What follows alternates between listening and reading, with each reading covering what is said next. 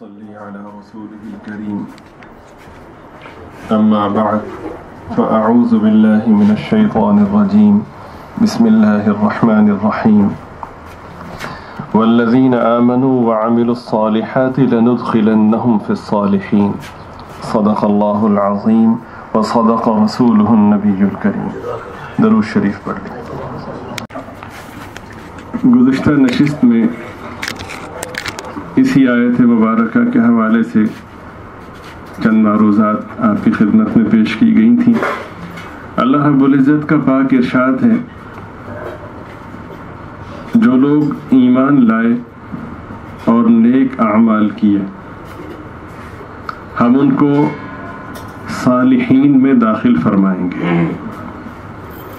ایمان لائے اور نیک اعمال کیے مطلب یہ ہے کہ اگر 60 سال 70 سال یا 80 سال کی زندگی ہے، 90 سال یا 100 سال کی زندگی ہے، تو ایمان بھی اعلیٰ درجے کا ہو، صحیح ہو، اور صحیح ایمان کے حصول کے لیے علم کی ضرورت ہے، اور اگر بدقسمتی سے علم نہیں حاصل کیا تو پھر اہل علم کی موجودگی میں اللہ کی نعمت عظمیٰ موجود ہے، ان سے رجوع کرے اور اپنی ضرورت محسوس کرتے ہوئے بڑے ادب کے ساتھ ان سے درخواست کریں کہ مجھے ایمانیات کے بارے میں بتائیں، میرا تصور آپ سماعت فرمائیں، اس میں جہاں غلطی ہو اس کی اصلاح فرمائیں۔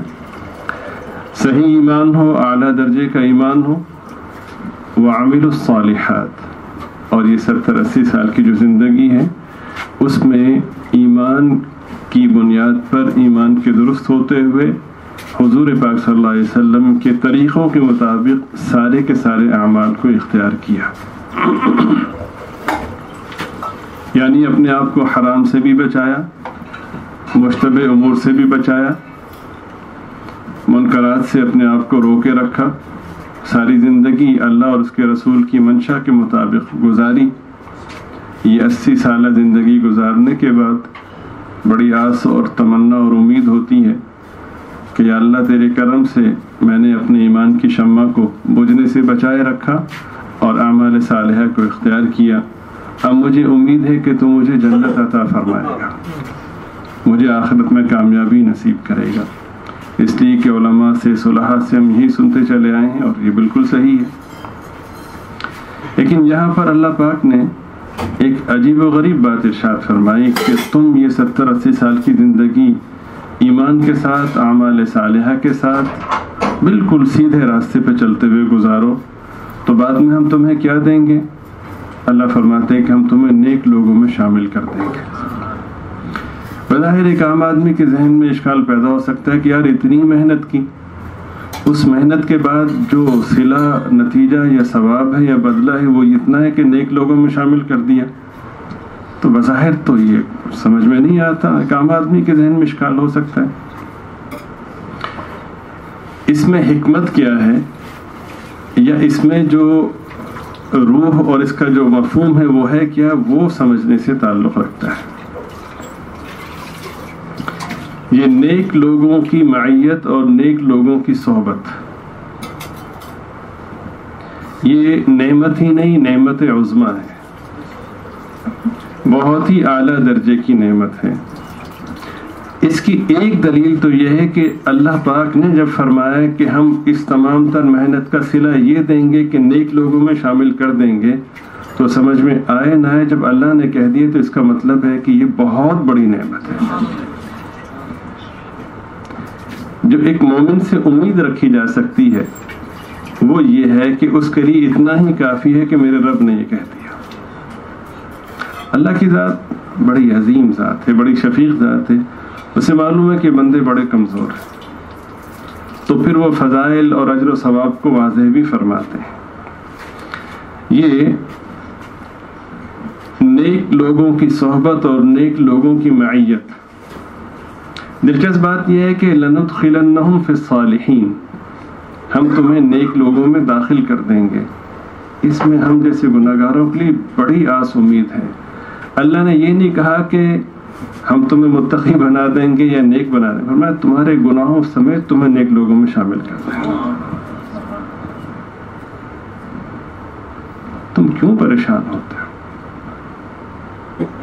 ایمان رکھو، ہمیں بڑا مانو، ہمیں مانو، ہماری مانو، گناہ ہوتے ہیں معافی مانگ لو، بغاوت پر مت آؤ، دین کا مذاق مت اڑاؤ، دینداروں کا مذاق مت اڑاؤ، میری نبی کی سنتوں کی توہین مت کرو۔ یہ کہا جائے کہ نبی کی سنت یہ ہے تو یہ نہ کہو کہ پلٹ کے یہ جواب نہ دو کہ دنیا چاند پر پہنچ گئی اور تم ابھی یہاں پر ہو کہ شلوار ٹخنے سے اونچی ہونی چاہیے یا نہیں۔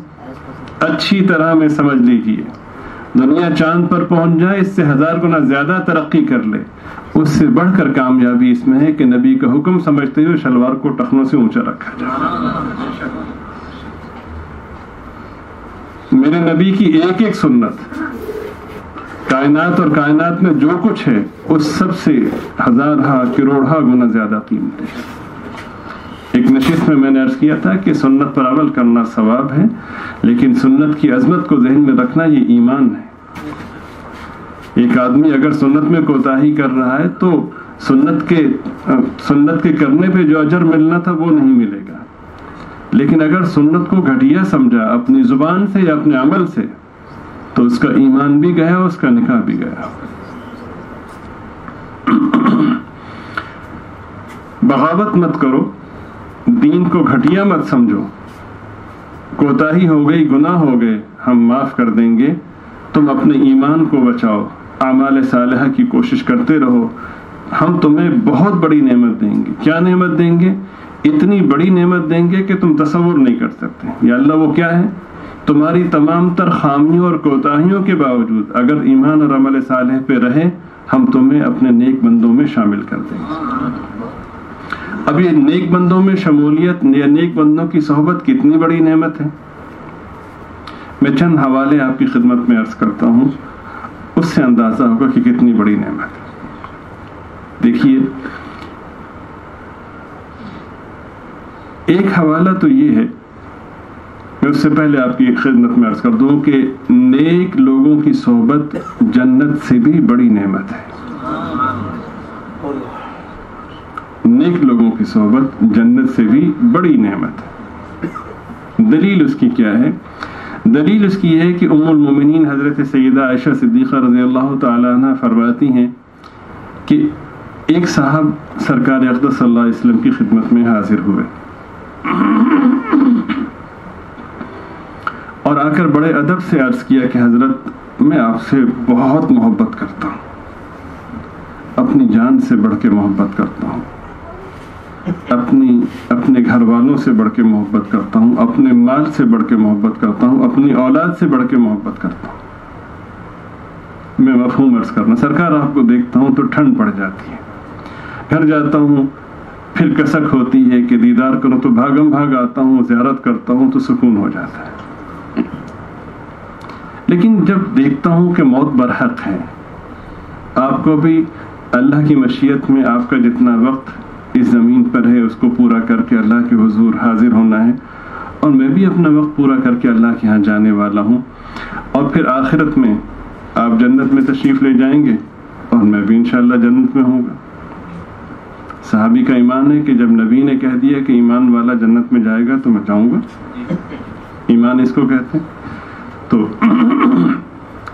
اب کیا یہ کافی نہیں ہے کہ صحابی کا ایمان ہے کہ میں جنت میں جاؤں گا، جنت میں پہنچ گئے، کام ہو گیا، بس ٹھیک ہے؟ کافی نہیں، جنت میں داخلہ تھا، سب کچھ ہو گیا۔ صحابی کی سوچ دیکھیں، صحابی کی محبت اور عشق کی بلندی دیکھیں۔ صحابی کہتے ہیں حضرت مجھے جو فکر کھائے جا رہی ہے وہ یہ ہے کہ جنت میں پہنچ گیا تو یہاں تو آپ کی کرم نوازی ہے کہ ہم خاکساروں کو، گناہ گاروں کو آپ کے جوتوں میں بیٹھنے کی اجازت ہوتی ہے، موقع ملتا ہے۔ جنت میں تو آپ اعلیٰ ترین مقام میں ہوں گے، وہاں آپ کی زیارت نہیں ہوگی تو پھر میرا بنے گا کیا؟ جنت سر آنکھوں پر، نعمتیں سر آنکھوں پر، ایک ایک نعمت ایسی ہے کہ کروڑ سال ہم سجدہ شکر ادا کریں نہیں کر سکتے، لیکن وہ جنت کیا جنت ہے جس میں آپ کا دیدار نصیب نہ ہو۔ یہاں تو ہم آ جاتے ہیں، وہاں آپ اعلیٰ ترین مقام میں ہوں گے، آپ کی زیارت نہیں ہوگی۔ تو میں سوچ دیکھیں نا، ایک آدمی کو یقین ہے کہ میں جنت میں جاؤں گا، وہ جنت میں جا کر کے وہاں کی کیفیات کا تذکرہ کر رہا ہے۔ جب جنتی جنت میں پہنچ جائیں گے کہ اس کا مطلب ہے کہ ہم المفلحون، یہ کامیاب لوگ ہیں، اس میں کوئی شک نہیں۔ آپ صحابی کا ذوق دیکھیے، پوری جنت اسے ملی، اور اتنی بڑی جنت کے صحابہ کے بعد جتنے لوگ ہیں ان تمام کی جنتوں کو، ان کی نعمتوں کو، وسعتوں کو جمع کیا جائے تو وہ صحابی کی جنت کا ایک کونا بھی نہیں بنتے۔ اتنی بڑی جنت صحابی کو ملی ہے۔ صحابی کہتے ہیں، فرماتے ہیں کہ جنت سر آنکھوں پر، اس جنت سے بڑھ کر آپ کا دیدار اور آپ کی صحبت ہے، مجھے اس حوالے سے مطمئن فرمائیے۔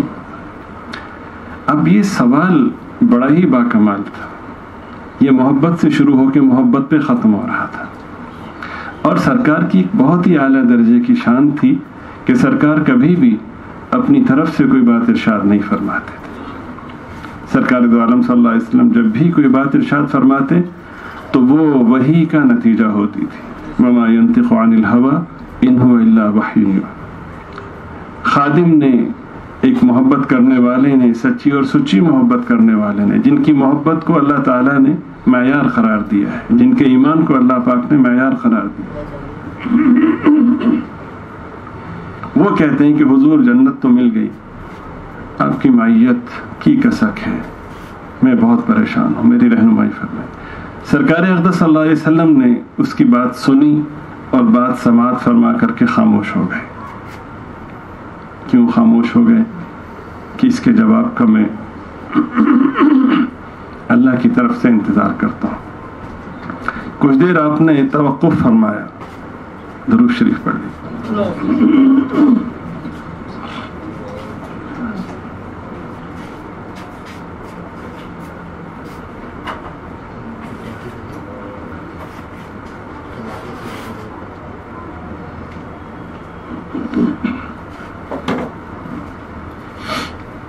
خاموشی ہے مجلس میں، سرکار منتظر ہیں کہ اچانک حضرت جبریل علیہ السلام حاضر خدمت ہوئے اور بڑے ادب سے عرض کیا کہ یہ آیات مبارکہ اللہ تعالیٰ نے تحفے کے طور پر بھیجی ہیں، قرآن پاک کا یہ حصہ میں لے کر کے آیا ہوں۔ کیا تھی وہ؟ ان صحابی کے سوال کا جواب تھا۔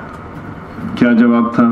وَمَن يُطِعِ اللَّهَ وَالرَّسُولَ فَأُولَٰئِكَ مَعَ الَّذِينَ أَنْعَمَ اللَّهُ عَلَيْهِم مِّنَ النَّبِيِّينَ وَالصِّدِّيقِينَ وَالشُّهَدَاءِ وَالصَّالِحِينَ وَحَسُنَ أُولَٰئِكَ رَفِيقًا۔ صحابی کتنی بڑی ذات ہے، کتنی بڑی شخصیت ہے۔ اللہ پاک نے وحی میں یہ نہیں فرمایا کہ صحابہ میں سے جس نے اللہ اور اس کے رسول کی اطاعت کی وہ یہ مقام حاصل کرے گا۔ صحابی کے سوال کی برکت ہے کہ قیامت تک آنے والے ہم گناہگاروں پر کرم ہو گیا، ہم پہ رحم ہو گیا۔ اللہ نے فرمایا کہ سوال صحابی کا ہے، جواب کے حوالے سے قیامت تک آنے والے مومنین کو میں مخاطب کر رہا ہوں، ان کے لیے میں فضیلت سنا رہا ہوں۔ کیا ہے وہ لوگ کہ جنہوں نے اللہ اور اس کے رسول کی اطاعت کی، فَأُولَئِكَ یہی لوگ ہیں کہ قیامت میں مع الذین ان لوگوں کے ساتھ ہوں گے انعم اللہ علیہم کہ جن پر اللہ نے انعام نازل، جن پر اللہ نے اپنا انعام فرمایا۔ وہ کون ہیں؟ من النبیین والصدیقین والشہداء والصالحین۔ فرق مراتب اپنی جگہ، نبی کا مقام سب سے اونچا ہے۔ اللہ نے فرمایا کہ بے شک اس میں کوئی شک نہیں، نبی سب سے اونچے ہیں اور سید الانبیاء صلی اللہ علیہ وسلم سب سے افضل و اعلیٰ ہیں، سب سے اونچے مقام پر ہیں۔ لیکن ہم ایسا نظام اور ایسی ترتیب ہم نے بنا رکھی ہے کہ اگر ایمان اور عمل صالح ہوا، باوجود مرتبے کے فرق کے، معیت ہم اپنے حبیب کی ضرور عطا کریں گے۔ معیت معنی ساتھ ہونا، صحبت میسر ہونا۔ آپ سمجھ رہے ہیں اس بات کو؟